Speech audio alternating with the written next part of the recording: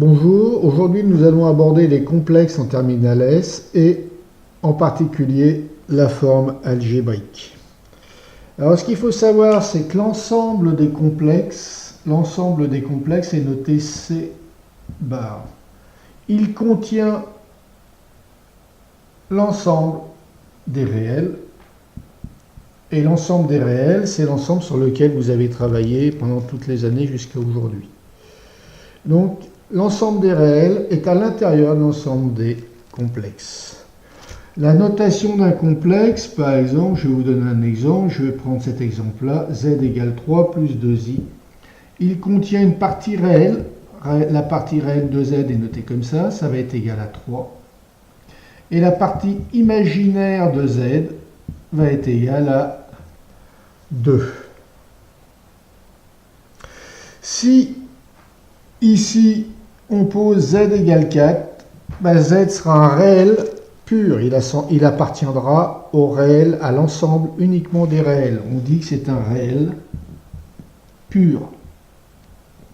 Et si je pose un autre z égale 2i, par exemple, ça sera un imaginaire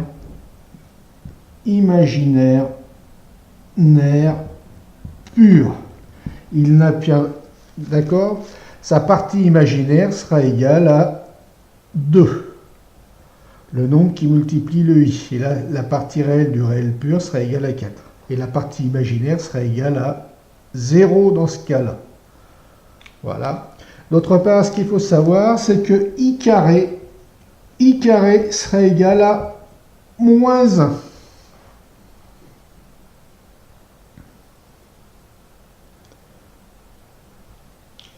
Alors maintenant, nous allons nous intéresser à la représentation graphique d'un complexe. Un complexe, ça ne se représente pas graphiquement. On lui associe un point qui, lui, pourra être représenté graphiquement. Alors j'ai un complexe, z égale 4 plus 3i. Je vais lui associer le point m de coordonnées 4, point virgule 3. Et c'est le m qu'on va représenter comme d'habitude, avec une coordonnée de 3, une coordonnée de 4 ici, 4, et une coordonnée de 3 ici en y. Les vecteurs unitaires, on ne les appellera pas i et j, mais on les appellera u et v. U et v, les vecteurs unitaires. Là, donc, on représente la valeur de la partie imaginaire, 3, et là, la valeur de la partie réelle, 4. Alors ça, c'est l'axe des réels, ça, c'est l'axe des imaginaires. Imaginaire, réel. Voilà. Alors maintenant, nous allons nous intéresser à la représentation d'un vecteur à partir de 2 points. Comment on va représenter... Alors, autre chose, j'ai oublié, on dira que m a pour affixe z. On dit que z, alors si, là c'était 4 plus 3i, le point m qui est associé à z, ça sera 4 et 3. Et bien on dira que m, à z on associe m, et que m a pour affixe z, et on le notera comme ça.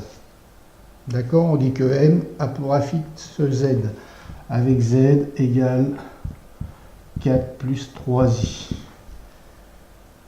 D'accord? Et c'est noté comme ça, m d'affixe z. Voilà. Ensuite, nous allons donc nous intéresser à la représentation du vecteur du complexe associé au vecteur AB. Alors le complexe associé au l'affixe du vecteur AB, on va la noter z du vecteur AB, et ça se calculera comme ça sera zb moins za. Voilà à quoi sera égal l'affixe du vecteur AB. Alors c'est le même principe au niveau des coordonnées, c'est xb moins xa, yb moins yk. Donc c'est l'affixe du deuxième moins l'affixe du premier. Toutes les relations vectorielles, si j'ai je vais écrire l'affixe du vecteur u plus w moins h, le vecteur h.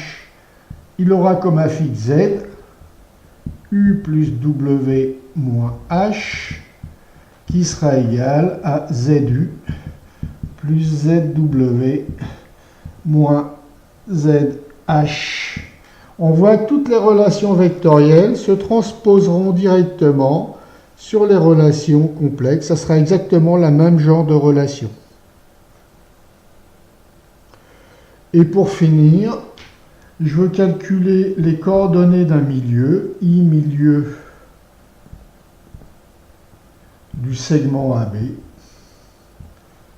Et bien ZI, au niveau des ZI, le complexe ZI sera égal à ZB ou ZA plus ZB sur 2.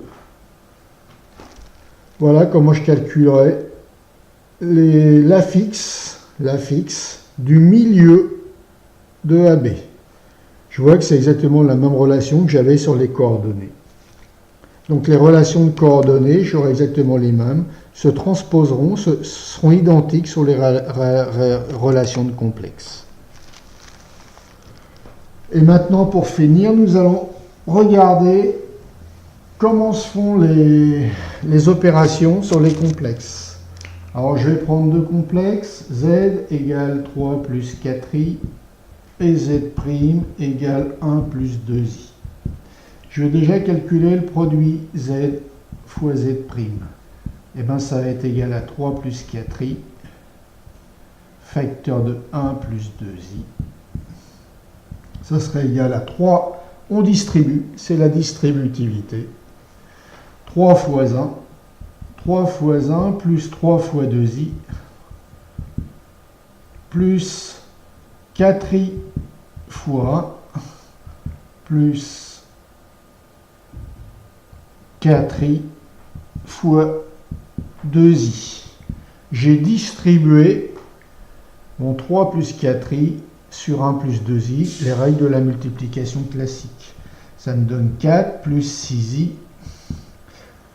plus 4i plus 8, facteur de i au carré. I au carré, je le remplace par sa valeur. Il ne faut pas oublier que i au carré est égal à moins 1. Donc ça fait 4 plus, là je vais mettre i en facteur, 6 plus 4, 10, moins 8. Là, il n'a pas de i, je peux les mettre ensemble. 4 moins 8i, ça fait moins 4, plus 10i. Je mets toujours, quand je représente le complexe final, là j'ai un complexe final qui résulte de la multiplication de, alors je peux l'appeler grand Z, qui résulte de la multiplication de deux complexes, petit z et petit z'. Et ben il va toujours se décomposer en deux parties, partie réelle, partie imaginaire. Je mets toujours la partie réelle devant et là la partie imaginaire derrière. Voilà mon complexe ZZ'. Donc les lois, les mêmes lois que la distributivité. Ensuite, nous allons voir l'addition et soustraction de complexes. Alors j'ai Z, Z', et je vais prendre un autre truc, un autre complexe, Z seconde, et je vais lui donner la valeur de 5 plus 7i. Et ce que je vais calculer, c'est le complexe, on va noter grand Z, un nouveau complexe qui va être égal à petit z plus petit z' plus petit, moins, je vais faire moins Z seconde pour vous faire voir, moins Z seconde. Alors je remplace mes complexes. 3 plus 4i, plus... Alors n'oubliez pas, quand je remplace par une expression, je mets toujours des parenthèses. Le z, je vais le remplacer par son expression. Je vais mettre des parenthèses à la place du z et à l'intérieur des parenthèses, ce par quoi je le remplace. Alors il faut bien mettre des parenthèses parce que sinon on fait des erreurs de signes. Moins parenthèse 5 plus 7i.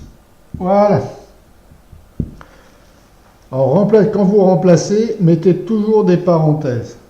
Et l'expression que vous mettez, qui remplace, vous la mettez à l'intérieur des parenthèses.